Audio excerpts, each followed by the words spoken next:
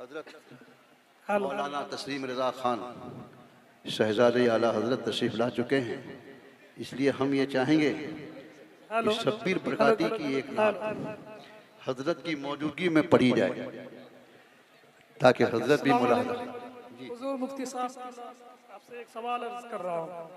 मेरा नाम मोहम्मद नासिरुद्दीन रज़वी, हुजूर ताजुश शरिया का मैं मुरीद हूँ। हुजूर अख्तर रज़ा खां हमारे पीरो मुर्शिद है। हुजूर अख्तर रज़ा खां का फतवा है नसीब सरकार गुमराह और गुमराहगर है। आज कहा जा रहा है नसीब सरकार गुमराह नहीं है, मुसलमान हैं। तो हजरत, तो आज के फतवे को माना जाए या हुजूर ताजुश शरिया ने जो गुमराह और गुमराहगर कहा है उस पर अमल किया जाए? इसमें रोशनी। सवाल आप लोगों ने समझ लिया है, जवाब भी समाज फरमाइए। अभी जो ताज़ा फतवा आया है उसमें बिलखुसूस हजरत अल्लामा मुफ्ती मोहम्मद कासिम साहब मिसबाही भी जलवागर थे।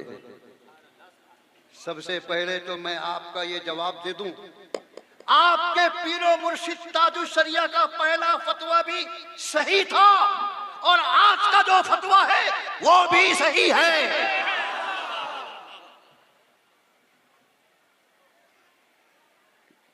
इस बात की भी इत्तला दे दूं कि जो फैसला नसीम सरकार के ताल्लुक से ताज़ा आया है उस फतवे में भी, उस फैसले में भी ये लिखा हुआ है कि ताजुश शरिया के पहले ताजुश शरिया के फतवे को सही मानते हुए हम इस नतीजे पर पहुंचे हैं कि नसीम सरकार अब गुमराह नहीं और उनके मानने वालों का कोई बाइकाट नहीं।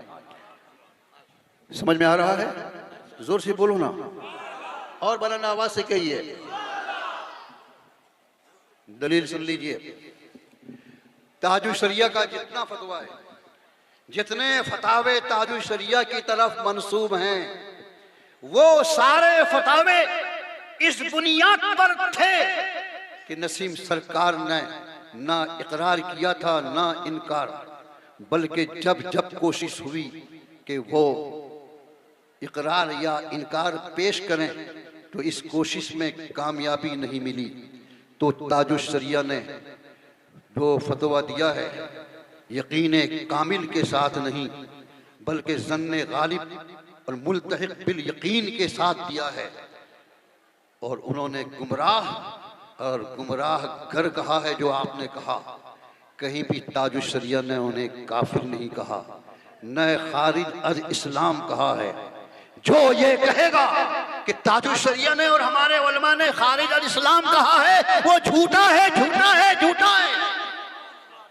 वो हमारे उलमा पर इल्जाम लगा रहा है। लेकिन 2 साल पहले नसीम सरकार का इनकार सामने आया।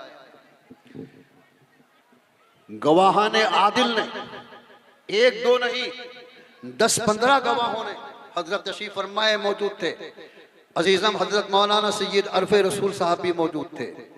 हजरत तो खास तौर से स्टेज पर मौजूद थे, बल्कि ये जिम्मेदार होने की हैसियत से मौजूद थे। इन सब की मौजूदगी में 10 से 15 आदमियों ने ये गवाही दी कि नसीम सरकार ने हमारे सामने उनके ऊपर लगाए गए सारे इल्जामात का इनकार किया है और उन्होंने कहा है कि मेरा गौस इसका फैसला करेगा। बे नहीं अल्फाज है कि नहीं? हजरत तस्दीक फरमा रहे हैं। जब इनकार सामने आ जाएगा, हमारे उलमा बैठे हैं, पूछो जिनको फतवे से दिलचस्पी है, जो फतवा देते हैं वो बताएंगे कि अगर किसी पर कुफ्र का इल्जाम हो, दलालत का इनका इल्जाम हो और वो इनकार कर दे तो उसका इनकार करना रुजू समझा जाएगा, तौबा समझी जाएगी।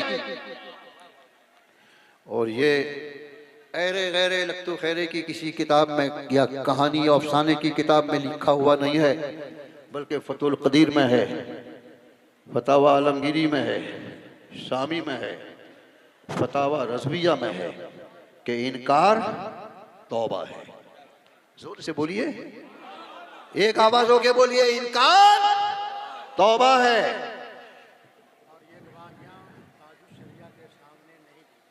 हाँ, इनकार तौबा है। लेकिन यही गवाहियां हम लोगों के सामने गुजरी हैं, मगर ताजुश शरिया के सामने नहीं गुजरी। अगर ताजुश शरिया के सामने ये गवाहियां गुजर जाती या उसका इनकार सामने आ जाता तो कसम खुदा की ताजुश शरिया भी वही हुक्म देते जो हुक्म मैं दे रहा हूं, हजरत मुफ्ती कासिम दे रहे हैं। और यही बात हजरत अल्लामा मुफ्ती मोतिउर रहमान मुस्तर नबी एक जलसे में कही थी कि जो कुछ जो छोड़ी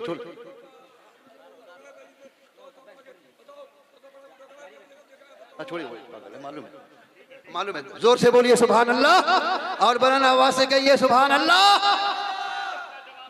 और मैं उसकी एक मिसाल देता हूं कि नौइयत बदलने से, हालत बदलने से हुक्म बदल जाता है।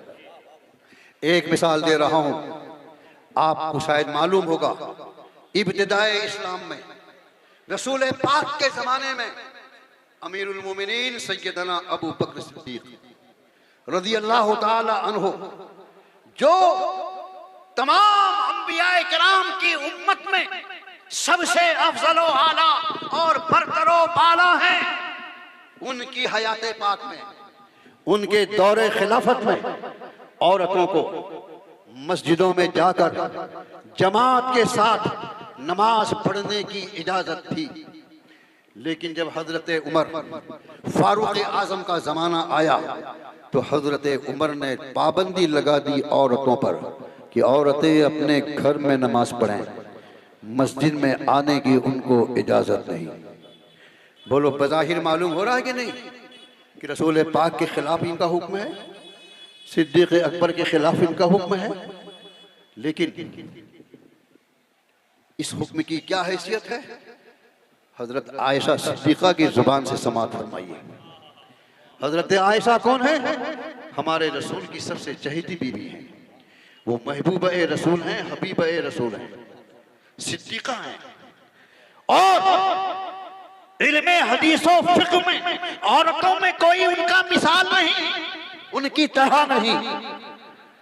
हजरत आयशा सिद्दीक़ा की बारगाह में औरतें शिकायत लेकर पहुंची कि सरकार के ज़माने में हम लोगों को मस्जिद में जाने की इजाज़त थी, हजरत अबू बकर सिद्दीक़ के ज़माने में जाने की इजाज़त थी, उमर मना कर रहे हैं।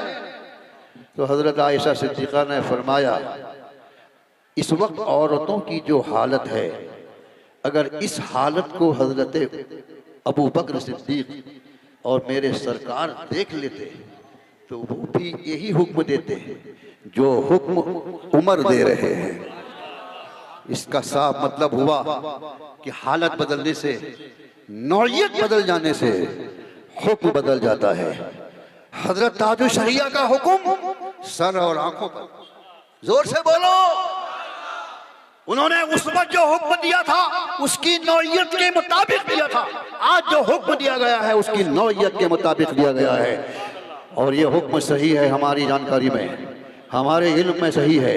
अगर इसके खिलाफ कोई हुक्म ले आएगा, आखिरी जुमला सुन लो, अगर इसके खिलाफ कोई हुक्म ले आएगा, सैयदना आला हजरत की किताबों की रोशनी में, आले रसूल ने पहले भी ऐलान किया था, आज भी ऐलान कर रहा है कि जैसे हमारा फतवा, हमारा फैसला खुलेआम था, आम है, वैसे ही हमारी तौबा भी खुलेआम होगी।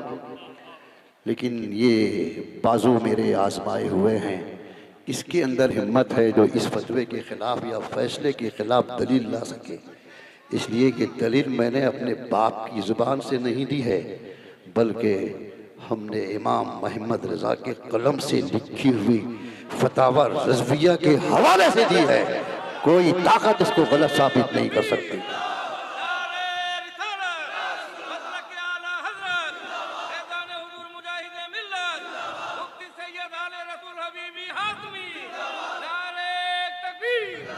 अब मेरी आखिरी वसीयत सुन लो। मैं तो एक टिमटिमाता हुआ चिराग हूं, लेकिन मैं ये नहीं कहूंगा कि आइंदा साल पता नहीं आपके यहाँ आ सकूं कि नहीं आ सकूं। ये सब पेशीन गोई मैं तो करने वाला नहीं हूँ। ये जिन लोगों का मामला है वही लोग करें, क्योंकि वो लोग तो झूठ बोलने के आदी हैं और इस तरह की के मकरो फरेब में आवाम को डालने में बहुत कामयाबी महसूस करते हैं। लेकिन इतना ज़रूर है कि मौत तो बरहक है, वो आएगी, ज़रूर आएगी। लेकिन ये मौत कह के नहीं आ रही है कि मैं कब आ रही हूँ, कह के नहीं आती कि मैं कब आ रही हूँ। मौत तो आएगी, ज़रूर आएगी, मुझे भी मरना है और आपको भी। लेकिन मैं आपको वसीयत करता हूँ, हमेशा हक पर कायम रहना। जोर से बोलो सुभान अल्लाह। हर वसीयत पर सुभान अल्लाह कहना है। हक पर कायम रहना, हक की तबलीग करते रहना अपनी मालूमात के मुताबिक। और ये याद रखो, इस जमाने में हक वही है, जुमला सुन लो, इस जमाने में हक वही है जो मसलके आला हजरत है। इस जमाने में हक वही है जो फतावा रज़विया में लिखा हुआ है। बेशक। उमा अलैना इल्लल बलाग। आपके सवाल का जवाब हो गया।